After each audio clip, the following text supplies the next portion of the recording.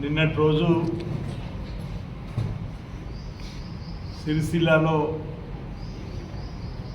జీవన్ రెడ్డి గారి కామెంట్ చూసిన తర్వాత తెలంగాణ రాష్ట్ర సమితి ప్రధాన కార్యదర్శి హోదాలో వారు మాట్లాడినటువంటి మాటల్లో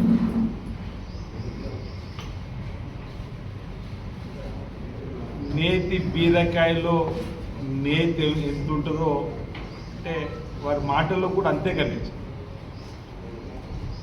వారు మాట్లాడినటువంటి అంశాల్లో ప్రధానంగా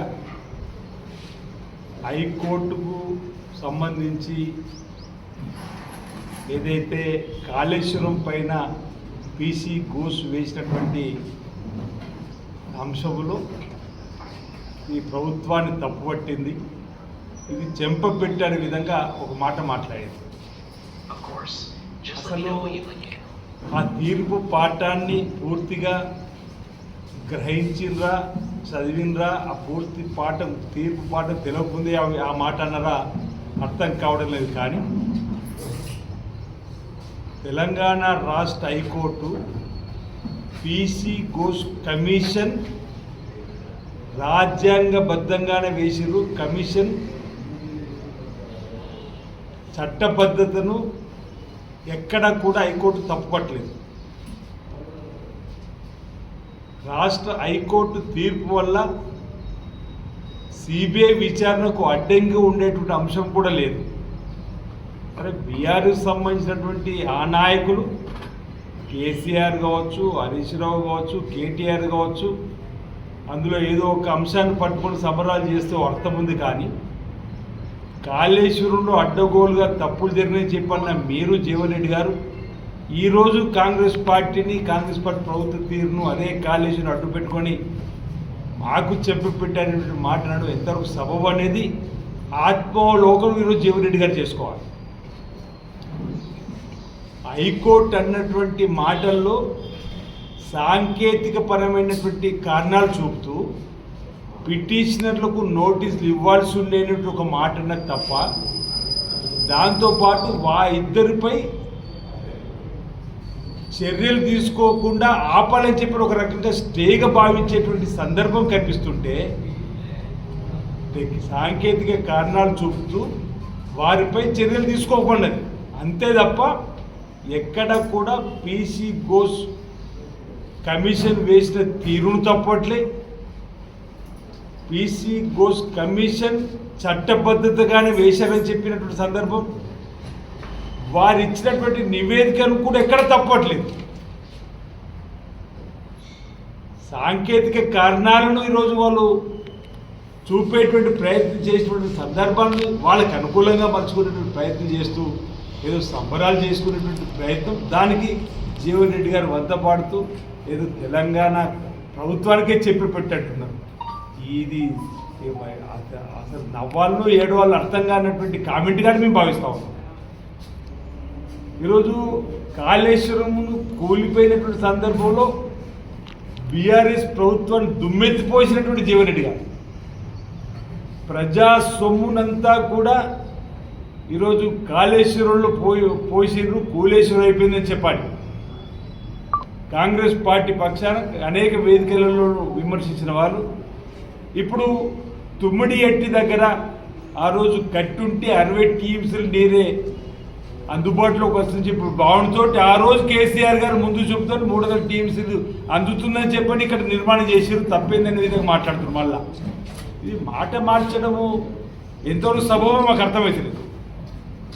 మీరన్నట్టు ఇప్పుడు బీఆర్ఎస్ జనరల్ సెక్రటరీ హోదాలో మీరన్నట్టు నిజంగానే కేసీఆర్ గారి ఆలోచన బ్రహ్మాండం అయితే 300 టీఎంసీకి ఇక్కడ అందుబాటులోకి వస్తుందని చెప్పిన ఆలోచనతో ఇక్కడ నిర్మాణం చేసింది అనుకుంటే, కాళేశ్వరం ప్రాజెక్ట్ అందుబాటులోకి వచ్చి 2023 వరకు బీఆర్ఎస్ ప్రభుత్వం హయాం నడిచినటువంటి సందర్భంలో ఎన్ని టీఎంసీలు నీటిని ఎత్తిపోసిండ్రు, ఎన్ని టీఎంసీలు నీటిని తెలంగాణ రాష్ట్ర రైతాంగానికి అందించారో లెక్కలు ఎందుకు చెప్పలేదు జీవన్ రెడ్డి గారిని అడుగుతాం. నిజంగానే 300 టీఎంసీల నీరు అక్కడ ఉండుంటే ఆ 300 టీఎంసీ నీరుని ఎత్తి రైతాంగానికి అందించాలనుకుంటే వాళ్ళు 6-7 సంవత్సరాలలో ఎన్ని వేల టీఎంసీల నీరుని అందివ్వాలంటున్నారు. నేను అనుకుంటే ఇచ్చింది 110 టీఎంసీలు కూడా దాటలే 6-7 ఏళ్ళల్లో. లెక్కలు చెప్తాయి. ఈరోజు గణాంకాలు బీఆర్ఎస్ ప్రభుత్వంలో ఉన్నటువంటి గణాంకాలు చూడండి, ఇప్పుడున్న గణాంకాలు చూడండి.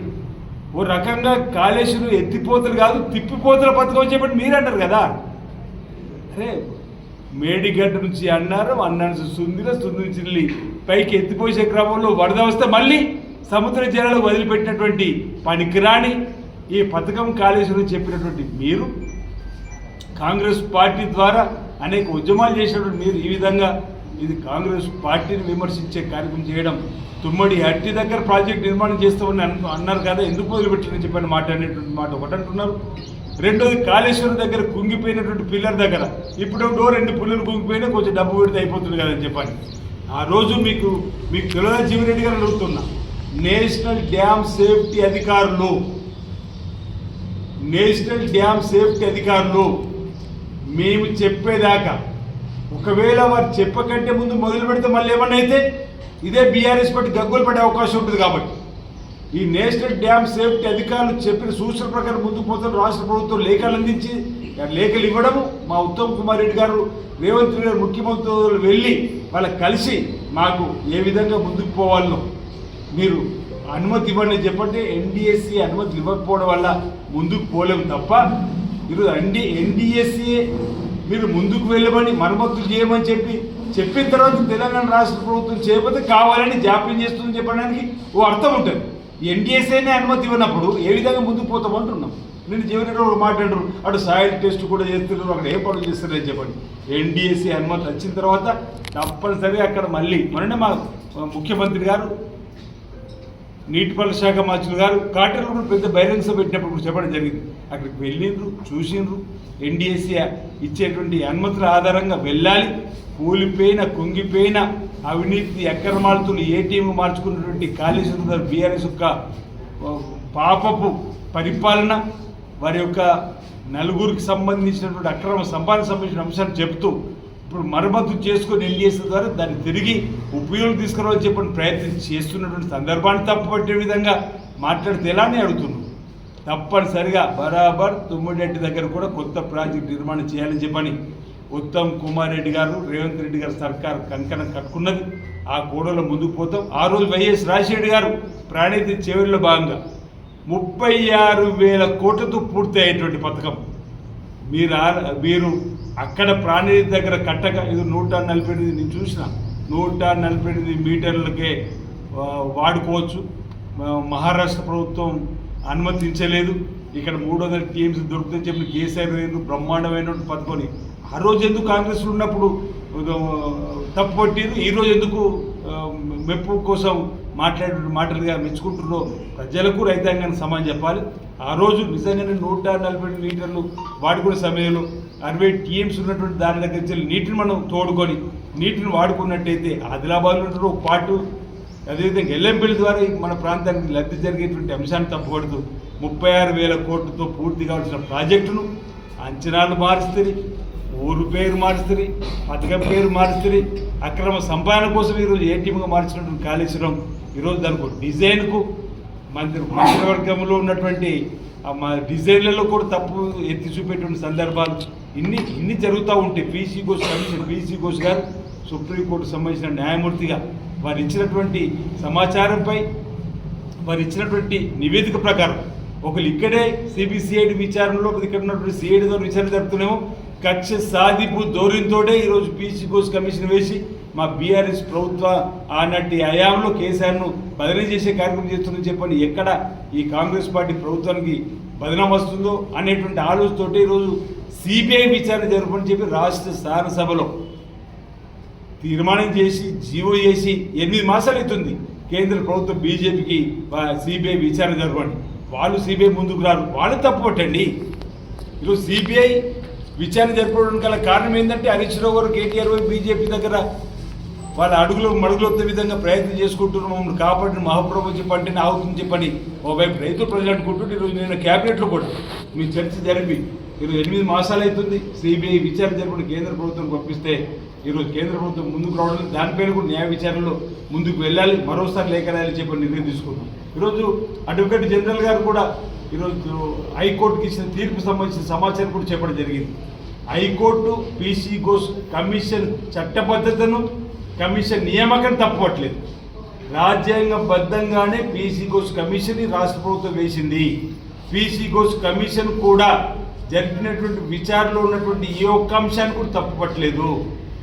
ఆ అంశంలో సిబిఐ విచారణకు మొన్నటి తీర్పు ఎలాంటి ఆటంకం కాదని చెబుతూ టెక్నికల్ అంశంలో 8వ సెక్షన్ ప్రకారం పిటిషనర్లకు నోటీసులు ఇచ్చేది ఉన్నటువంటి మాట, ఈ కోణంతో వారిపై చర్యలు తీసుకోమని చెప్పి అన్నటువంటి మాట అన్నదే తప్ప ఎక్కడా కూడా పీసీ ఘోష్కు సంబంధించినటువంటి రిపోర్టులు కానీ పీసీ ఘోష్ నియామకాన్ని కానీ రాష్ట్ర హైకోర్టు తప్పట్లేదని చెప్పిన మాట ఈ సందర్భంగా మీరు చెప్పే ప్రయత్నం చేస్తూ ఈరోజు మా రేవంత్ రెడ్డి గారిని చూస్తే భయపడుతున్నది ఎవరో మన 2023 ఎన్నికల్లో తేలిన తర్వాత కూడా ఈరోజు మా రేవంత్ రెడ్డి గారు కళ్ళల్లో కేసీఆర్ కూడా కనిపిస్తుంది. చెప్పండి, వారం రోజులు కాలేదు ఇంత ఈ ఘోరంగా ఈ విధంగా మాట్లాడేటువంటి సబబు కాదన్నమాట సందర్భంగా తెలియజేస్తూ నేషనల్ డ్యామ్ సేఫ్టీ అధికారులు అనుమతి కోసమే ఈ రాష్ట్ర ప్రభుత్వం ఆగింది తప్ప కాళేశ్వరాన్ని మరమ్మతు చేసి అక్కడి నుంచి కూడా నీరు తీసుకోవాలని చెప్పినటువంటి ప్రయత్నం చేయడం జరుగుతున్నమాట సందర్భంగా నేను చెప్తూ బీఆర్ఎస్ పార్టీని వెనుకేసుకొని రావడానికి కోసమే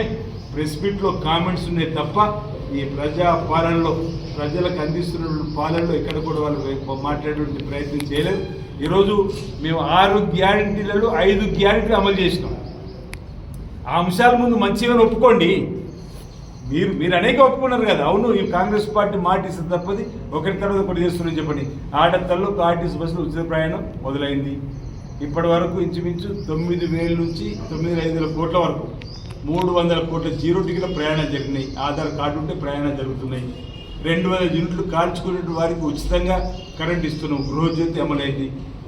రైతు రుణమాఫీ 2 లక్షల లోపల అందరికీ రుణమాఫీ చేసినామని చెప్పి మీరే బల్లగుద్ది చెప్పారు అనేక సందర్భాల్లో. మళ్ళీ ఇప్పుడు రుణమాఫీ కాలేదంటున్నారు. 20,650 కోట్లు రుణమాఫీ అయింది. ఆ రోజు మీరే అన్నారు 10 రేషన్ కార్డు ఇవ్వలేదని.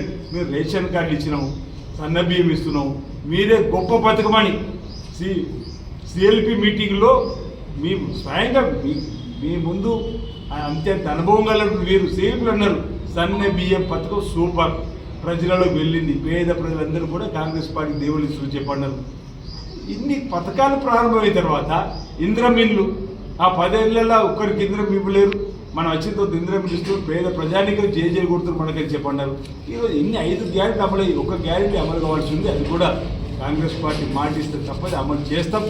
జీవన్ రెడ్డి గారు పెద్దలు, ఆయన గౌరవిస్తామని చెప్పండి. మేము పదే అనేక సందర్భాలు చెబుతుంటే ఈ విధంగా వారి మేము ఒక రకంగా వారి వయసు గౌరవిస్తున్నాం, వారంటే గౌరవంతో చెప్తున్నాం. కానీ ఈ విధంగా ఆడిపోసుకున్నటువంటి మాటలు ప్రజా పాలన అందిస్తున్నటువంటి ఈరోజు సంక్షేమం ఆగిందంటున్నాడు, అభివృద్ధి ఆగిందంటున్నాడు.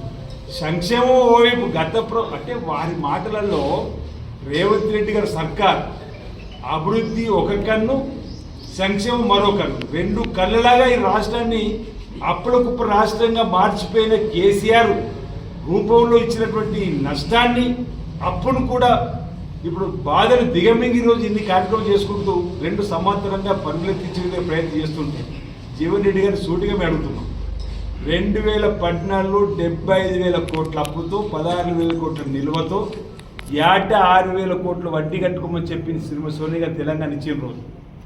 ఆ తర్వాత 10 ఏళ్ళ తర్వాత 8 లక్షల కోట్ల అప్పుతో 6,000 కోట్లు కట్టే వడ్డీ, నెలకు 6,000 కోట్ల వడ్డీ పరిస్థితికి వచ్చేటువంటి బీఆర్ఎస్ ప్రభుత్వం మంచి ప్రభుత్వం అయిందా అని అడుగుతా ఉంది.